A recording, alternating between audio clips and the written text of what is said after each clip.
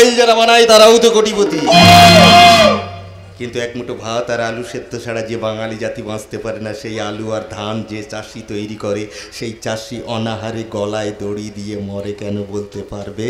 কেন মরে? ওসব বাজে কথা শোনার মতো আমাদের কাছে সময় নেই। এই চল চল আমিরা। নাও,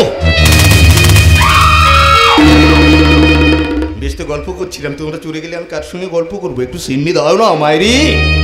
জানোয়ার, কি ভেবেছিস তুই মেয়েরা দুর্বল বলে তোরা যা কিছু তাই করবি? তাদের ইজ্জত থেকে কোনো মূল্য নেই। মনে রাখিস জানোয়ার, এমন একদিন আসবে আমি তোর অত্যাচারে হাত ভাঙতে ধারণ করব মহাকালের মহারুদ্র রূপ, আর তখনই জানবি আমার আসল রূপ। আমার এক হাতে দেশলাই আর অন্য হাতে কাঠি, শুধু সংযোগের অপেক্ষা।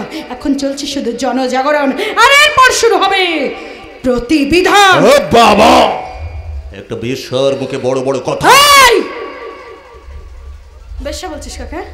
বেশ্যা বলছিস কাকে? বেশ্যা বলে ডাকছিস যাকে? একটু ধৈর্য ধর, মুখের ভাষা বদলে যাবে, বুঝবি বিয়ের পর।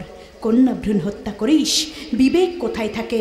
আরে নারী যদি নাই বা রয়, মা বলবি কাকে রে জানোয়ার? মা বলবি কাকে? আমার গালে চড়।